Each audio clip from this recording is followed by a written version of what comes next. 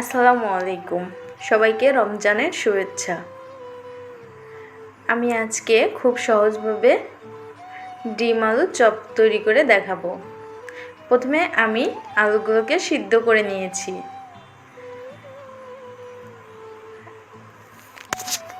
সমস্ত আলুগুলোকে খুব ভালোভাবে মিহি করে নিতে হবে। আমরা যেভাবে আলু ভর্তা করি সেইভাবে আলুটাকে একদম মিহি করে নিতে হবে।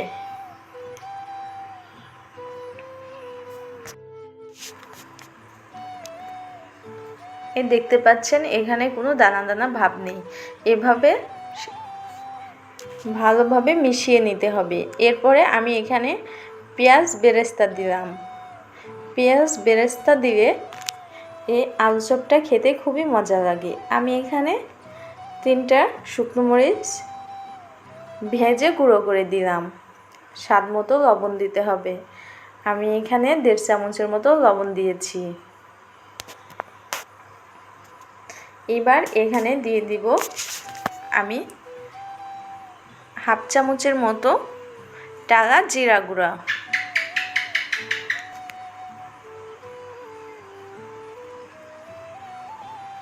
1 চা চামচের মতো গরম মশলা গুঁড়ো। এই গরম মশলাটা আমার বাসায় বানানো, আমার অন্য একটা ভিডিওতে দেওয়া আছে, এবং একটা কাঁচামরিচ কুচি। এবার এগুলোকে খুব ভালোভাবে মিশিয়ে নিতে হবে।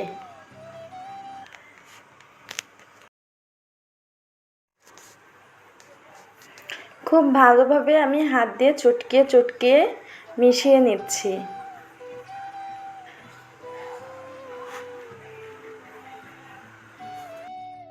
মিশ্রণটা এরকম হবে। আমি এখানে ডিম সিদ্ধ করে একটা ডিমকে 4টা ভাগ করে নিয়েছি। আপনারা চাইলে 2টা ভাগও করে নিতে পারবেন, বা একটা আস্ত ডিম দিয়েও করা যাবে। আমি এখানে একটা শুধু আলু চপ করে দেখাচ্ছি। আপনারা চাইলে এ পর্যায়ে আলুটার শুধু চপ বানিয়ে নিতে পারবেন। এভাবে আমি 4টা আলু চপ করে দেখালাম। এবার আমি একটা ডিমের চপ তৈরি করে দেখাচ্ছি।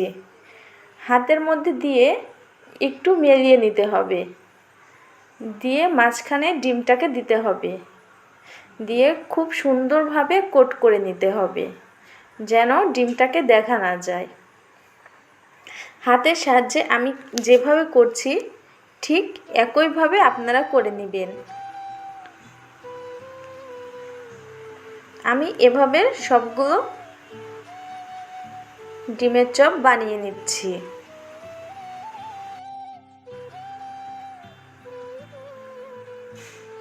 আপনারা চাইলে এ পর্যায়ে ফ্রোজেন করেও রাখতে পারেন। আমি এখানে একটা ব্যাটার বানিয়ে নিয়েছি। 1 কাপ পরিমাণ বেসনের মধ্যে 1 চিমটি পরিমাণ লবণ, হলুদ গুঁড়ো 1 চিমটি পরিমাণ এবং মরিচ গুঁড়ো দিয়ে সামান্য পানি দিয়ে এই ব্যাটারটা বানিয়ে নিয়েছি। দেখতে পাচ্ছেন ব্যাটারটা কেমন হয়েছে। ব্যাটারটাকে খুব ভালোভাবে ফেটে নিতে হবে। এবার আমি একটা কড়াইতে অল্প পরিমাণ তেল দিয়ে এবার ব্যাটারটাকে আরেকটু গুলিয়ে নিচ্ছি। এবার এর মধ্যে আমি একটা ডিমের চপ দিয়ে দিচ্ছি, দিয়ে হাতের সাহায্যে আমি এটাকে ডুবিয়ে দিব।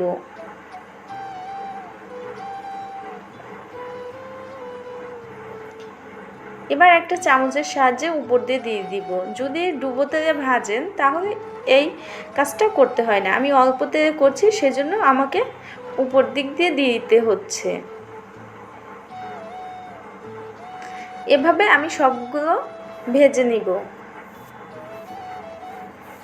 আমি আজকে 2টা আলু চপ এবং 2টা ডিমের চপ ভেজে নিয়েছি, আর বাকিগুলো আমি ফ্রোজেন করে রেখেছি।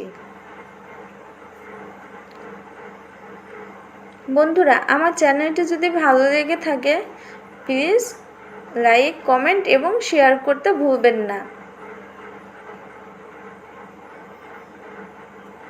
এক পাশটা হয়ে আসলে আমি অন্য পাশটা উঠিয়ে দিব। ব্যাস হয়ে আসলো আমার খুব সুন্দরভাবে। এবার আমি আরও কয়েকটা এর মধ্যে ভেজে নিব। এবার দিয়ে দিলাম একটা আলুর চপ। একইভাবে খুব ধীরে ধীরে চুলার আঁচ থাকবে, উপর দিয়ে একটু ছিটিয়ে দিতে হবে তেল, তাহলে খুব সুন্দরভাবে ফুলে উঠবে।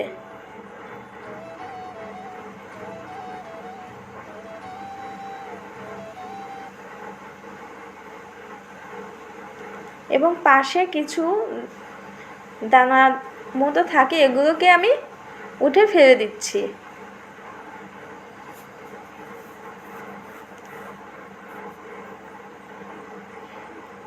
ব্যাস হয়ে আসলো আমার ডিম এবং আলুর চপ। ধন্যবাদ সবাইকে ভিডিওটি দেখার জন্য। সাবস্ক্রাইব করে পাশেই থাকবেন।